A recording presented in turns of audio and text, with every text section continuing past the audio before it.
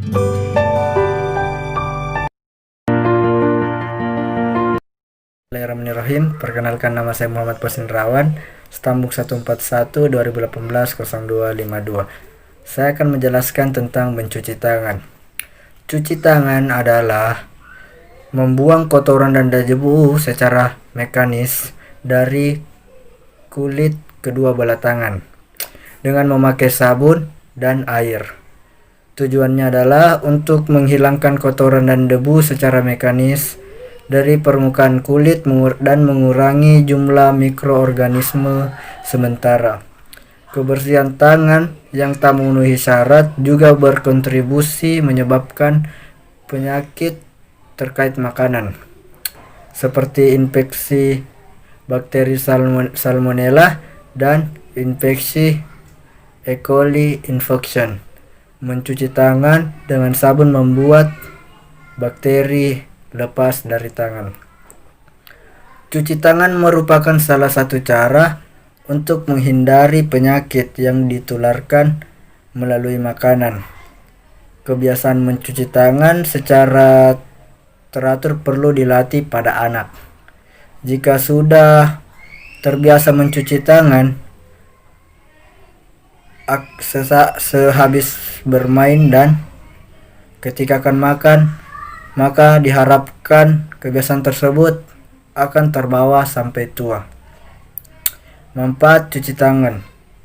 Yang pertama, mencegah resiko tertular flu, demam, dan penyakit menular seperti COVID-19 yang terjadi sekarang sampai 50%. Yang kedua, mencegah tertular penyakit serius seperti hepatitis A, meningitis, dan lain-lain. Yang ketiga, menurunkan resiko terkena diare dan penyakit pencernaan lainnya sampai 59%. Yang keempat, mencuci tangan sudah menjadi kebiasaan yang tidak bisa ditinggalkan, maka 1 juta kematian bisa dicegah setiap tahun. Yang terakhir, dapat menghemat uang karena anggota keluarga jarang sakit. Waktu untuk mencuci tangan. Yang pertama, sebelum dan sesudah makan. Pastilah hal ini harus dilakukan. Hal ini dilakukan untuk menghindari terkontaminasinya penyakit makanan yang akan kita konsumsi dengan kuman, sekaligus mencegah masuknya kuman ke dalam tubuh kita. Yang kedua, sebelum dan sesudah menyiapkan bahan makanan.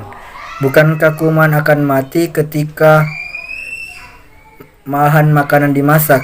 Memang benar, masalahnya bukan terletak pada makanannya, tetapi kuman-kuman yang menempel pada tangan Anda ketika mengolah bahan makanan. Yang terakhir, setelah memegang benda umum, mungkin agak berlebihan, tetapi Anda harus tahu, benda-benda umum memiliki kandungan bakteri dan kuman yang sangat tinggi, sehingga wajib Anda bersihkan. Mungkin itu saja yang bisa saya sampaikan. Kurang lebihnya mohon dimaafkan. Billahi taufiq wal hidayah. Wassalamualaikum warahmatullahi wabarakatuh. Assalamualaikum warahmatullahi wabarakatuh. Saya Rizka Amalia, mahasiswi Fakultas Kesehatan Masyarakat Universitas Muslim Indonesia. Baik, di sini saya akan menjelaskan mengenai langkah-langkah pencegahan COVID-19 guna memenuhi tugas video edukasi PBL 2 atau pengalaman belajar 2. Nah, baik, ada banyak cara yang bisa kita gunakan untuk mencegah COVID-19, yaitu salah satunya ialah dengan menjaga daya tahan tubuh kita. Seperti yang kita ketahui bersama bahwasanya daya tahan tubuh yang kuat dapat menghindarkan kita dari berbagai macam penyakit. Nah, apa-apa saja yang baik kita konsumsi untuk meningkatkan daya tahan tubuh kita? Yang pertama, mengkonsumsi makanan yang kaya akan vitamin A. Nah, makanan yang kaya akan vitamin A ini bisa kita dapatkan dari buah-buahan seperti pepaya, pisang, apel, dan jambu merah. Nah, jambu merah juga ini salah satu buah yang kaya akan vitamin C sangat tinggi. Nah, vitamin C sendiri ini ialah sebagai booster imunitas tubuh yang sangat baik. Yang kedua, mengkonsumsi makanan yang kaya akan selenium. Nah, makanan ini bisa kita dapatkan dari kacang mete, telur, daging ayam dan daging sapi. Tetapi harus kita ingat bahwasanya sebelum mengkonsumsi daging ayam dan daging sapi ini, kita harus memasaknya dengan benar-benar matang agar virus dan bakteri mati saat proses pemasakan. Yang ketiga, mengkonsumsi makanan yang kaya akan asam folat atau vitamin B9 dan vitamin E. Makanan ini bisa kita dapat dari sayuran hijau seperti bayam, brokoli, dan asparagus, dan juga bisa dari buah-buahan seperti alpukat, buah bit, dan pepaya, dan bisa dari kacang-kacangan seperti kacang merah, kacang tanah, kacang polong, serta salmon dan hati sapi yang sangat tinggi asam folatnya. Nah, yang keempat, mengkonsumsi makanan yang kaya akan vitamin D. Nah, makanan yang kaya akan vitamin D ini seperti kuning telur, susu sereal, dan jamur. Jamur juga ini salah satu sumber beta glucans yang sangat tinggi, di mana zat ini adalah zat alami untuk meningkatkan daya tahan tubuh kita. Nah, fungsi dari beta glucan sendiri ini ialah mengingatkan sel tubuh kita untuk siap menindak melawan virus. Nah, dari sini kita bisa lihat bahwasanya di era sekarang ini yang lagi marak-maraknya penyebaran COVID-19, sangat baik bagi kita untuk mengkonsumsi jamur tersebut. Nah, yang kelima, mengkonsumsi makanan yang kaya akan vitamin C. Nah, vitamin C ini tidak kita hanya dapatkan dari multivitamin, tetapi bisa kita dapatkan dari buah dan sayuran seperti jeruk, pisang, kiwi, tomat, dan kubis. Nah, yang keenam, mengkonsumsi kayu manis, bawang putih, dan jahe. Nah, kayu manis ini selain digunakan untuk bahan memasakan, ternyata sangat baik untuk dikonsumsi untuk meningkatkan daya tahan tubuh kita karena mengandung zat-zat yang sangat baik. Nah, bawang putih juga ini selain antibiotik alami dan untuk meningkatkan daya tahan tubuh kita juga bisa membantu produksi sel darah putih, serta jahe karena mengandung zinc dan zat besi yang sangat tinggi dapat meningkatkan daya tahan tubuh kita. Nah, setelah itu kita juga harus mengetahui faktor-faktor yang mempengaruhi sistem imunitas kita. Yang pertama ialah aging, di mana respon kekebalan orang lanjut usia sangat berbeda dengan kekebalan tubuh orang yang masih muda. Dari sini kita bisa melihat bahwasanya kita harus benar-benar memperhatikan asupan makanan orang yang telah lanjut usia. Yang kedua, tidur. Gangguan tidur dapat menurunkan daya tahan tubuh kita. Dari sini kita harus benar-benar memperhatikan waktu tidur kita minimal 6-8 jam per hari. Yang kedua ialah stres. Yang ketiga, stres juga dapat mempengaruhi sistem imun kita. Dari situ kita harus benar-benar mengatur stres kita dengan baik. Selanjutnya, olahraga atau gerakan fisik. Kurangnya kita berolahraga atau bergerak dapat menurunkan daya tahan tubuh kita. Dari situ kita harus sering-sering berolahraga ataupun bergerak, tidak hanya rebahan saja. Selanjutnya, alergi makanan dan obesitas atau kekurangan gizi. Nah, dari sini kita bisa lihat bahwasanya kita harus benar-benar memperhatikan asupan gizi makanan yang kita makan, tidak kekurangan agar tidak kekurangan gizi, dan tidak berlebihan agar tidak terjadi obesitas, karena obesitas dapat memicu penyakit-penyakit lain. Nah, mungkin ini saja yang dapat saya jelaskan. Akhir kata saya ucapkan wassalamualaikum warahmatullahi wabarakatuh. Assalamualaikum warahmatullahi wabarakatuh. Perkenalkan, nama saya Mira M. Rajung, program studi S1 Kesehatan Masyarakat Universitas Muslim Indonesia. Saya di sini akan menjelaskan mengenai langkah-langkah pencegahan COVID. Munculnya penyebaran virus corona. Sebagian besar orang meyakini bahwa kisah awal munculnya penyebaran virus corona atau COVID-19 bermula pada akhir tahun 2019 ketika seseorang terjangkit virus corona dari hewan yang diperdagangkan di pasar seafood Huanan, Kota Wuhan, Provinsi Hubei, Cina. Cina melakukan secara resmi adanya virus corona pada Organisasi Kesehatan Dunia WHO pada tanggal 31 Desember 2019. Virus ini sudah banyak sekali memakan korban hingga ratusan orang meninggal dan puluhan ribu lainnya terinfeksi. Virus ini mudah sekali menyebar. Komisi Kesehatan Nasional Cina mengkonfirmasi virus corona ditularkan dari manusia ke manusia yang terinfeksi, bahkan virus ini bisa menempel di salah satu tempat terdekat. Virus ketika seseorang terinfeksi virus corona, misalnya sesak nafas atau kesulitan bernafas, nyeri dada atau rasa tertekan pada dada, hilangnya kemampuan bergerak atau berbicara. Cara kita untuk menghindari virus corona yaitu dengan menggunakan masker. Bahwa kita ketahui manfaat masker yang digunakan untuk alasan kesehatan itu untuk menutupi area mulut dan hidung. Fungsi masker secara keseluruhan adalah meminimalkan interaksi antara dunia luar dan dunia dalam. terutama pada hidung dan mulut, serta menghindari penyebaran virus. Selain kita menggunakan masker, hindari juga kerumunan, hindari berjabat tangan. Kita bisa menggantinya dengan melambaikan tangan atau makan sama nasi. Selalu mengonsumsi makanan sehat, misalnya buah-buahan, sayur-sayuran. Istirahat yang teratur, selalu berolahraga, dan tidak lupa selalu mengonsumsi vitamin untuk meningkatkan daya tahan tubuh. Masker dan fungsinya. Bahwa kita ketahui jenis masker yang dijual di pasaran mulai dari masker kain, masker bedah, dan masker N95.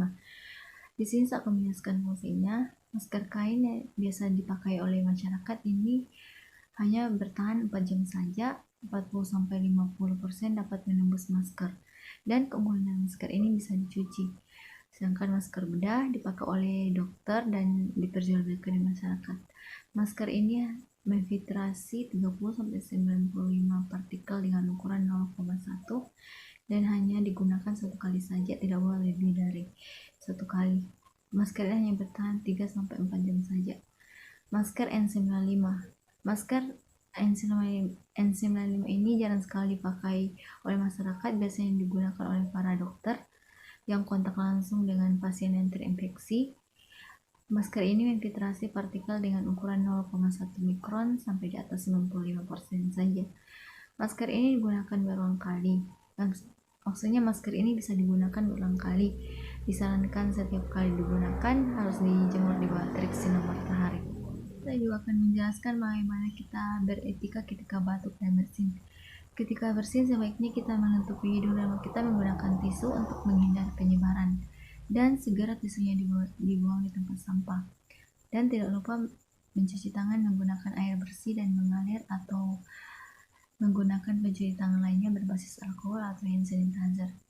Ketika batuk, sebaiknya kita menggunakan sapu tangan ataupun tisu. Ketika tidak membawa keduanya, kita bisa menutupinya dengan baju dalam kita. Selalu menggunakan masker ketika keluar rumah. Penjelasan mengenai langkah-langkah pencegahan COVID-19 tadi saya jelaskan. Saran saya adalah selalu ikuti protokol yang disarankan oleh pemerintah. Gunakan masker ketika keluar rumah. Selalu menerapkan pola hidup sehat, menjaga kebersihan, mencuci tangan, dan menggunakan masker. Lakukan pencegahan untuk terhindar dari penyebaran virus corona. Terima kasih. Assalamualaikum warahmatullahi wabarakatuh. Perkenalkan, nama saya Andi Medinia Taslim dari kelas B6 Standbook 1412018016. Selanjutnya saya akan membahas materi tentang social distancing, menjaga jarak, dan isolasi mandiri. Langsung saja. Social distancing merupakan salah satu langkah pencegahan dan pengendalian infeksi virus corona dengan menganjurkan orang sehat untuk mengurangi kunjungan ke tempat ramai dan kontak langsung dengan orang lain. Kini social distancing sudah diganti menjadi physical distancing oleh pemerintah. Ketika menerapkan social distancing, seseorang tidak diperkenankan untuk berjabat tangan, serta menjaga jarak minimal 1 meter saat berinteraksi dengan orang lain, terutama dengan orang yang sedang sakit atau menderita tinggi COVID-19. Selain itu, ada beberapa contoh social distancing yang umum dilakukan, yaitu work from home atau bekerja dari rumah, belajar di rumah secara online bagi siswa maupun mahasiswa, menunda pertemuan atau acara yang dihadiri banyak orang seperti konferensi, rapat, dan seminar, atau melakukan secara online seperti melalui konferensi video atau telekonferensi. Tidak mengunjungi orang yang sedang sakit, melainkan cukup dengan melalui telepon atau video call. Selain social distancing, ada pula upaya pencegahan dan pengendalian infeksi COVID-19, yaitu protokol isolasi mandiri. Protokol isolasi mandiri dikeluarkan oleh pemerintah dengan tujuan untuk mengurangi penyebaran COVID-19. Pasalnya, virus corona sangat mudah menyebar sehingga dapat menyebabkan gejala berat, dan berakibat fatal. Isolasi mandiri adalah protokol yang mewajibkan setiap orang untuk tinggal di dalam rumah atau tempat tinggal masing-masing dan melakukan pembatasan fisik dengan orang lain. Pemerintah Indonesia menghimbau untuk semua orang melakukan isolasi mandiri. Namun, protokol ini wajib diberlakukan pada kelompok tertentu, yaitu orang yang memiliki gejala COVID-19 seperti batuk, demam, dan sesak napas, serta tidak memiliki penyakit penyerta seperti diabetes, penyakit jantung, dan infeksi HIV. Orang yang dicurigai atau orang yang sudah terkonfirmasi positif COVID-19. Orang yang memiliki riwayat berpergian ke zona merah atau wilayah endemis COVID-19 dalam 2 minggu terakhir. Orang yang telah menjalani pemeriksaan rapid test COVID-19. Itulah tadi pembahasan dari saya. Lebih dan kurangnya mohon dimaafkan. Wabillahi taufiq wal hidayah. Wassalamualaikum warahmatullahi wabarakatuh.